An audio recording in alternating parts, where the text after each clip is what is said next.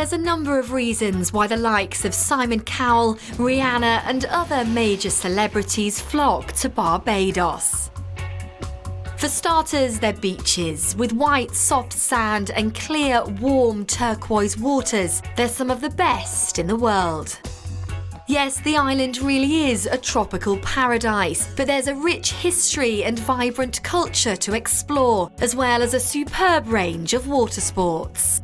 If you're visiting Barbados, you really need to take as much advantage of being close to the sea as possible. And so a hotel on the beach is a must. The 40-suite Cobbler's Cove Hotel, part of the Relais Chateau Group, is one of the best 5-star hotels on the island. It's best described as English elegance with Caribbean character, and its beachside location on the exclusive platinum west coast of Barbados offers guests peace and tranquility in lush tropical surroundings. It was bought in 1968 by Alan Godsall. It was then the former home to the Haynes family. And both the Godsall and Haynes families have a rich history on the island with sugar plantations. And when Alan Godsall bought it, he had the vision of turning it into a hotel. And during the 1970s, created 10 cottages around the beautiful grounds of Cobbler's Cove. And today we have a 40-room property, which has recently been handed over to Alan's son Hugh Godsall, and it's under his directorship now that we will forge forward with the business so that it remains in the family. And we recognise that as a small property, it is the little touches that mean so much.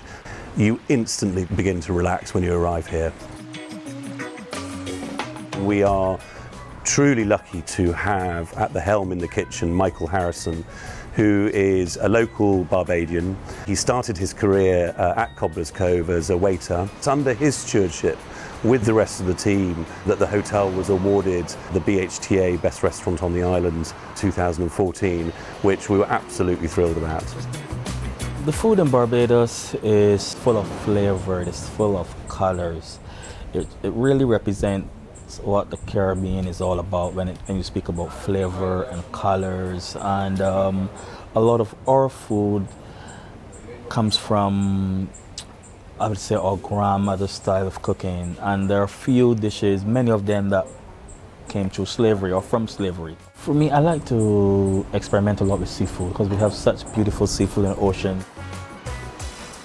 To provide guests with a real insight into true, authentic Barbadian food, Cobbler's Cove send their food-loving guests on a private tour of the local markets with their head chef. I don't think many people perhaps will take a chance to go into the market while here in Barbados. So to go into the market with the chef or with a local, it is absolutely incredible, and doing it on Saturdays where the market is so busy and so bustling with all the great characters you would have met, and the colors and the smell, and eating some of the local foods in the food court. That's just basic food, and food that we perhaps might not think very much of as chefs, that are so amazing and so delicious and so real and authentic. What I like about the tour is that it's allowing me to enjoy more of our food. Because as Bajan, as chefs, we sometimes think that the cocoa and the flying fish or the pudding and sauce is not good enough to put against the French cuisine or against the Italian. But having the guests eat that and enjoy that, it shows me that our food could stand against any food any part of the world. By doing those tours, it has allowed me to really embrace our culture and our food, and just love it because I get to see things and I get to see the expressions on the customer's face when they try it and they enjoy it. So yes, I love it more than the guests personally, yes. Bridgetown is the capital of Barbados and a port city on the southwest coast of the island. It's known for its British colonial architecture and 17th century garrison, as well as a fantastic array of duty-free shops.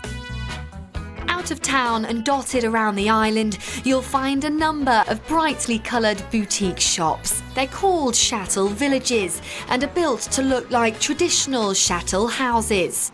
These tend to stock more arts and craft items, but if you're looking for high-end fashion, you won't be disappointed, as many of the major fashion houses have shops in Barbados.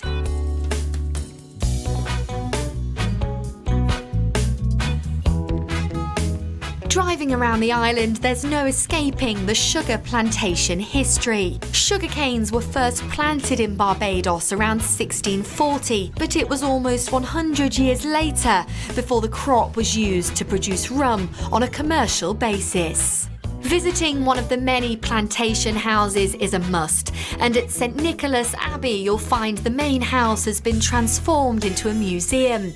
It's also one of only 3 genuine Jacobean mansions in the Western Hemisphere. The Abbey still produces rum today, including 10 and 15-year-olds, both of which are hand-bottled from the barrel straight into their beautiful glass decanters. If you're a garden lover and want to find out more about the tropical vegetation in Barbados, then head for Hunt's Garden. Created by leading horticulturalist Anthony Hunt, it's considered one of the most fascinating gardens in the island. I did the house, which is the old stable, about 150 years old, which visitors also get to come and see. So I moved into the house and then I thought, you know what, I'll start a small garden. But this sinkhole from millions of years ago had this amazing collection of palm trees.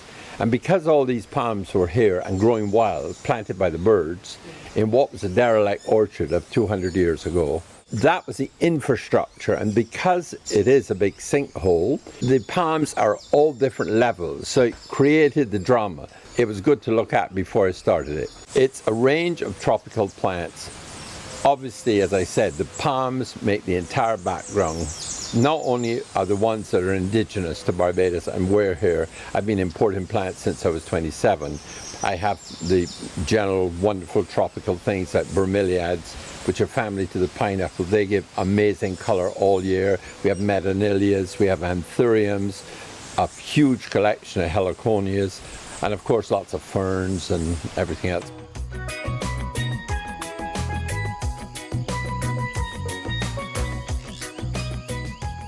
The Chelsea Flower Show is really important to Barbados because we try every year to win a gold medal, and it's very prestigious to do that. We, of course, give them all they need in leaves, primarily, because we don't have that many exotic flowers that would last the length of time cut.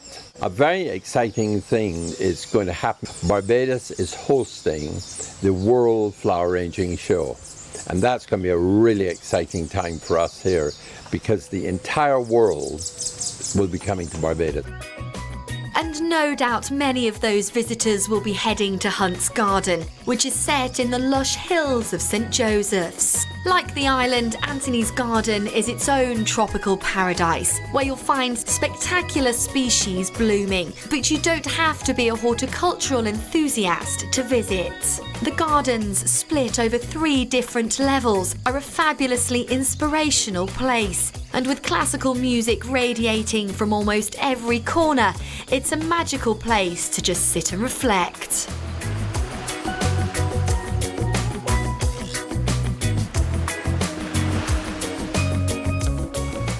Back at Cobbler's Cove Tropical Gardens and hidden away in a quiet corner is the Sea Moon Spa, dedicated to help guests relax and unwind. The treatments are inspired by the ocean and island's tropical surroundings, and their signature massage and facials are the perfect way to while away the hours between the beach and cocktail hour.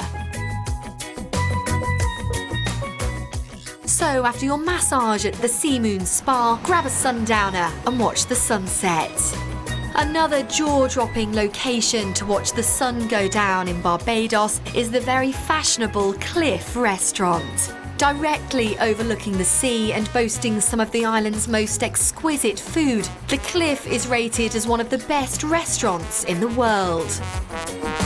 Framed by Olympian-style torches and decorated with mirrors that reflect the Caribbean Ocean, this is the place to eat out and be seen in Barbados. And it's not every restaurant where the entertainment is sharks swimming in the torch-lit ocean beneath.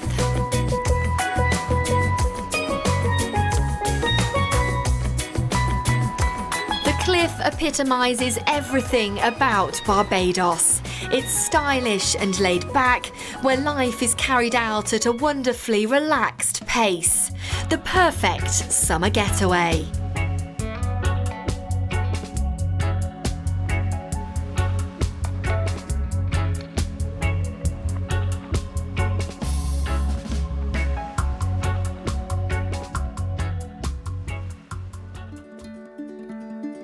Set in the dramatic foothills of the Alps is Lake Como. Just shy of 30 miles long and almost 3 miles wide, it's Italy's third largest lake, covering 146 square kilometres.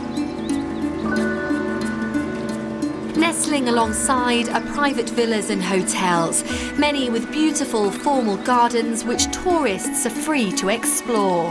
Arguably one of the most beautiful is the Grand Hotel Villa Cerbaloni. This magnificent yellow building has welcomed some of the world's most famous guests, including former US presidents and Hollywood film stars. This hotel was built as a private house in around 1850 by a Swiss family which lived in Bergamo. And this was a gift of the husband for the 20th anniversary of wedding to his wife. Then the family, they kept the villa for about 25 years, and they sell it to a society of Milano, which turned it into an hotel by adding the 2 wings. The hotel opened then 1873. At the time it had 200 rooms, more than 200 rooms, but no bathrooms because there was no current water at the time. So when my family took it over, it was 1918. At the moment the hotel has 95 rooms.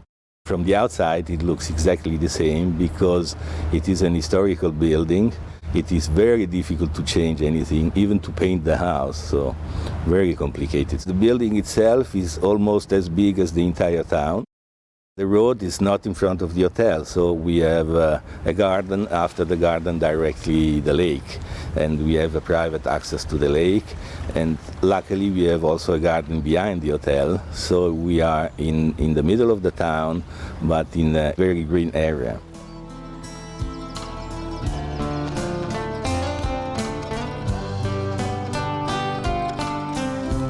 The town of Bellagio is in the centre of Lake Como. The lake is shaped like the letter Y, and Bellagio is where the 3 prongs meet. Bellagio is often referred to as the Pearl of the Lake, with its charming lakeside restaurants, quaint cobbled streets, delicious delis and stylish artisan boutiques. Essentially, it's exactly how you'd expect an Italian town would look. Bellagio's population is around 200, which compared to the 900 or so tourist beds available, tells you just how popular this town is.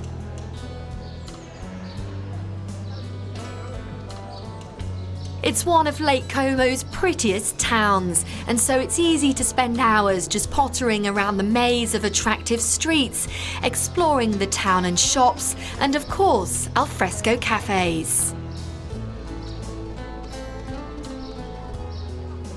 There's more upmarket restaurants directly overlooking the lake, and plenty of water taxis ready to take you on a tour. A leisurely 30-minute boat ride from Bellagio is Villa del Balbianello.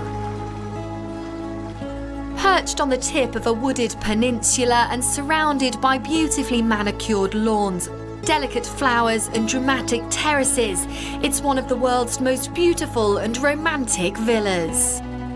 So mesmerising is its beauty that after a visit by Hollywood director George Lucas, this terrace and grounds were used to film the lake retreat scenes for the Star Wars film Attack of the Clones.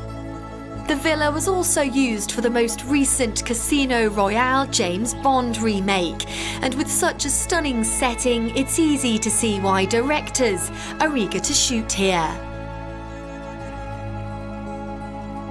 In accordance with the villa's last owner, Guido Monzino, who led Italy's first Mount Everest expedition, it's been left exactly as he used it. The explorer died in 1988, leaving his magnificent villa, including all his books and artifacts, to the National Trust of Italy. In fact, the villa is exactly as he left it. Today, hundreds of tourists and the occasional director clamber to take a look around this fabulous home and the explorer's fabulous library.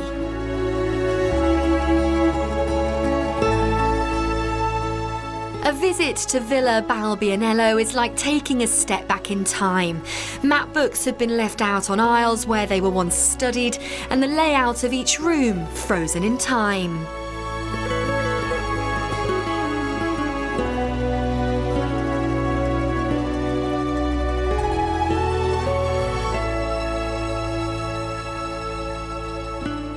Part of the house has a dedicated museum room with artifacts large and small from his many expeditions, and there's even a bust of the great man himself.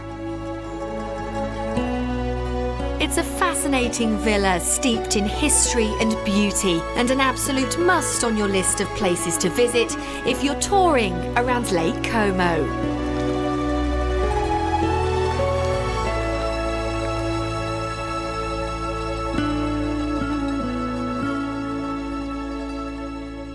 The most beautiful part of everything is really the view that you can enjoy from the central part of the sea in Bellagio.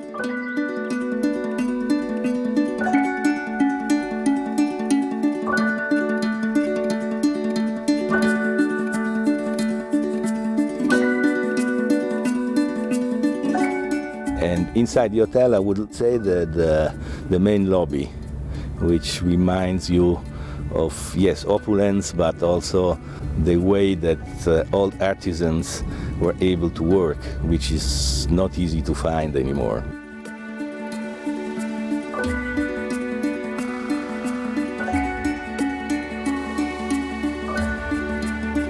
The memory that I have when I was a child is that I didn't want to go on with the hotel business because we were never allowed to run in the garden and to play as a child because we were disturbing all the guests all the time. So I said, no, there is no family life in an hotel business, and I studied engineering. But then when I started to work as an engineer, I decided it was a very boring life, so I went back to the hotel life, which is never boring because you have never one day which is equal to the other. 100% a vacation holiday hotel, and we have a lot of family, and we have a lot of family which comes here every year back because it's a very safe hotel, ground, and even town for children. So the parents can be free to let them run around without any bigger problem. So it's a vacation for the parents and also for the children, which can enjoy the pools and the facilities of the hotel.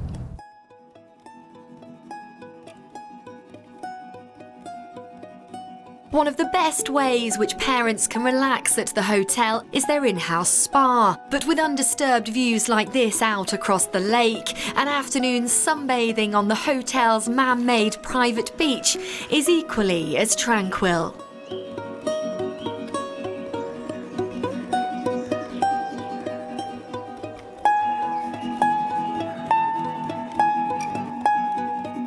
The hotel's fine dining Mistral restaurant has some of the best and most romantic views of the surrounding mountains.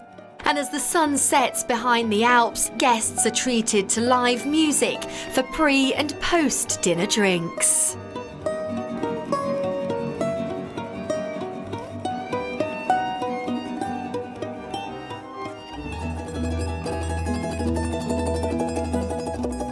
It's a magical atmosphere that nods to the nostalgia of a glamorous yesteryear. Both the service and gastronomy are wonderful, with the food being prepared by the hotel's Michelin-starred chef. With breathtaking views of Lake Como from the small island of Isola Comacina is the famous and only restaurant here, Locanda del Isola, known by its infamous host, Benvenuto. The food here is served with real theatre, and none more so than the coffee round, as Benvenuto treats the audience to a history lesson about the island. The woolly hat, waistcoat and storytelling are captivating. This is rustic Italian charm at its best. The food is simple but full of flavour, and there's lots of it. 5 courses, in fact, so make sure to arrive with a hearty appetite. The Locanda dell'Isola's impressive food and memorable atmosphere has seen many famous faces pass through its doors over the years. Yes, that is George Clooney, Liam Gallagher on the right, restaurant critic the late Michael Winner front and centre, and Brad Pitt above him.